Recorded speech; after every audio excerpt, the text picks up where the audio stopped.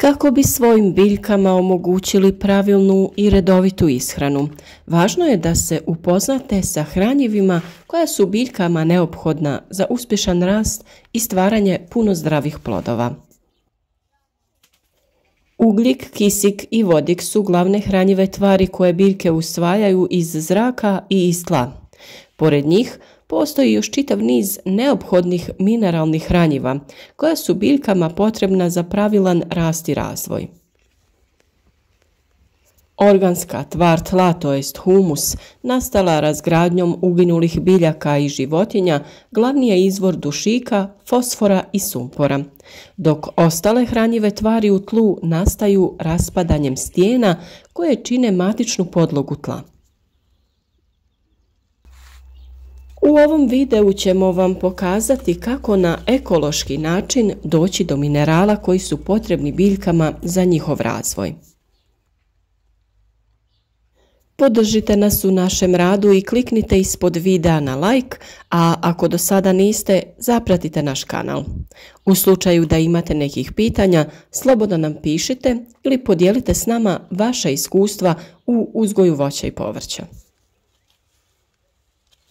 Količina organske tvari u tlu utječe na strukturu tla, te je osnovni izvor energije za sva mala stvorenja koja neumorno rade stvarajući plodan humus. O količini humusa ovisi i količina raspoloživih organskih hranjiva koja su dostupna biljkama, te je veoma važno iz godine u godinu zemlji vratiti dio koji smo od nje uzeli, jer bi u njenom nestanku došlo do katastrofalnih posljedica za čitav život na zemlji. Azot, fosfor i kalij su makroelementi koje je biljkama potrebno dodavati, a skraćeno ih nazivamo prema njihovim hemijskim simbolima, to jest NPK. U nastavku videa ćemo reći zašto su bitni ti elementi, kako se biljke ponašaju ako ih fali, a kako ako ih ima previše u tlu. Uz to reći ćemo gdje u prirodi možemo pronaći ove elemente.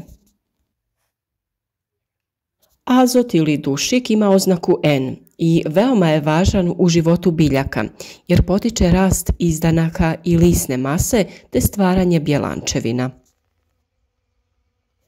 Najviše dušika nalazi se u atmosferi, koji u asimilacijskim procesima neke bakterije i višlje biljke ugrađuju u tlo, te on postaje dostupan biljkama. U tlu je pohranjen u anorganskim i organskim spojevima. Najviše ga ima u humusnim tlima te u nepotpuno razgrađenim biljnim i životinjskim ostacima. Gnojiva bogata dušikom su ovčja i kozja gnojiva, te tekuće biljno gnojivo od koprive. Na našem kanalu ste mogli vidjeti video o pripremi hranjiva od koprive, pa ako niste, pogledajte ga.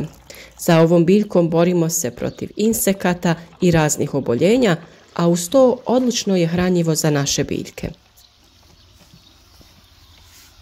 Primjenom dušičnih gnojiva potrebno je biti oprezan jer sa prekomjernom gnojidbom potiče se i obilan rast lisne mase, što je posljedica smanjenja cvjetanja i stvaranja plodova.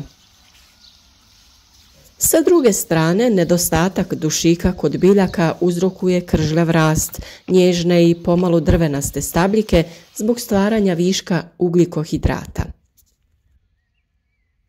Kod starijih biljaka prvi simptom nedostatka dušika je kloroza, to jest žućenje listova, uslijed čega oni žute ili poprimaju purpurnu boju, te se može desiti i da na kraju opadnu.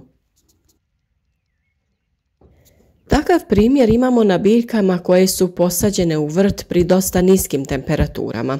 Zbog toga je usvajanje hranjiva usporeno i biljke imaju žute listove. Da bi pomogli biljkama, koristiti ćemo prihranu preko lista s hranjivom koji sadrži dušik. Fosfor koji ima oznaku P igra važnu ulogu jer potiče na stvaranje cvjetova, plodova, ali i korijenovog sistema i stabljike. Tla koja su bogata humusom uglavnom sadrže dovoljne količine fosfora, ali u tla koja su siromašna organskom tvari, fosfor je potrebno dodavati. Gnojiva koja su bogata fosforom su kokošije i golublje hranjivo, a nalazi se i u koštanom brašnu i sirovom fosfatu, te se mogu dodati u zemlju.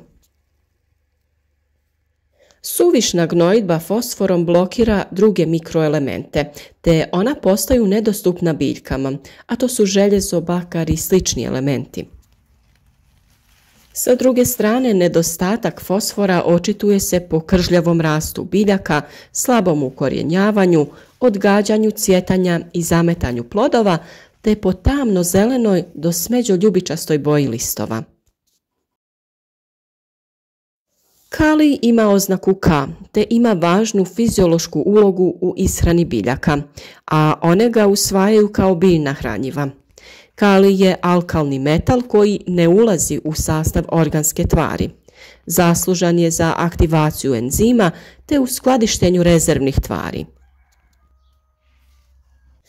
On ima ključnu ulogu u fotosintezi, a u stresnim uslovima biljkama pomaže u adaptaciji te u obrani od patogena.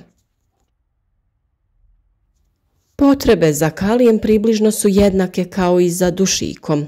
Prirodno biljno kalijevo gnojivo moguće je dobiti fermentacijom listova gaveza, maslačka i boražine, odnosno biljaka koje u sebi sadrže veću količinu kalija koji se ovim putem oslobađa, pa je izvrstan za gnojidbu plodovitih biljnih kultura.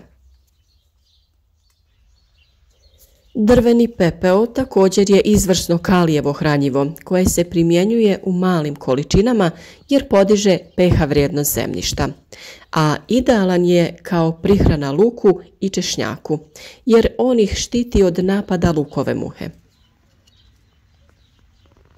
Nedostatak kalija utječe na sporiji rast biljaka, a prvi vidljivi simptom može se vidjeti kao kloroza koja se razvija u nekrozu na vrhu i rubovima lista te između žila. Lišće tada poprima tamniju boju. Simptomi su vidljivi na starijem lišću koje se može početi svijati prema dole, te biljka izgleda uvenulo. Nedostatak kalija javlja se na pjeskovitom i zbijenom tlu te tlima koja imaju višak kalcija. S tim dolazimo i do važnog elementa kalcija koji ima oznaku Ca, a spada u najvažnije građevne elemente. Njegova je uloga u održavanju pH vrijednosti tla, jer on ima indirektan utjecaj na raspoloživost potrebnih mikroelemenata. Naime, on veže kiseline u tlu, učvršćuje strukturu tla, sudjeluje u izmjeni iona te je zaslužan za biološku aktivnost u tlu. Zbijena zemljišta pokazatelj su nedostatka kalcija u tlu, ali i njegove kiselosti. Više o pH vrijednosti tla možete pronaći na našem kanalu u posebnom videu gdje smo objasnili kako se određuje pH vrijednost tla te kako se ona popravlja. Gnojiva na bazi kalcija su kalcijev karbonat, živo vapno, magnezijev vapnenac, Tomasovo brašno i sl. Suvišna gnojidba kalcijem uzrok je alkalnosti tla u kojoj većina biljaka neće uspijevati. Prekomjernom gnojidbom kalcijem potiskuje se kalij, te ga biljke ne mogu usvojiti. Sa druge strane nije dobar ni nedostatak kalcija u tlu. Prvi simptomi pokazuju se na mladom lišću u obliku kloroze. Biljke sporije rastu i poprimaju grmolik izgled. Korijen im se slabo razvija. Nedovoljna opskrbljenost kalcijem kod biljaka dovodi i do problema sa oplodnjom. U organskim vrtovima primjenjuju se organska hranjiva koja su u suradnji sa svim onim živim stvorenjima u tlu. Organskim hranjivima, prvenstveno kompostom, stvara se velika biološka aktivnost u tlu i hrane se svi organizmi, pa su takva tla plodna i opskrbljena sa svim potrebnim hranjivima za biljke. Hraneći samo tlo, mi hranimo svoje biljke i omogućujemo im skladan rast, a one nam uzvraćaju obiljem zdravih i sočnih plodova. Nadamo se da vam je nakon ovog videa jasnije koji elementi imaju koju ulogu u razvoju biljaka, kako ih pronaći u prirodi i izbjeći kupovinu umjetnih hranjiva. O svemu tome imate dosta savjeta na našem kanalu, recepte kako od biljaka pripremiti hranjiva i zaštitna sredstva, pripremi humusa i glistenjaka, detaljan video o kompostiranju i općenito o održavanju kvalitetnog tla. Zapratite naš kanal, pozovite prijatelje, jer svaki dan objavljujemo novi koristan video savjet kako bi svi zajedno uzgajali zdrave i plodonosne biljke.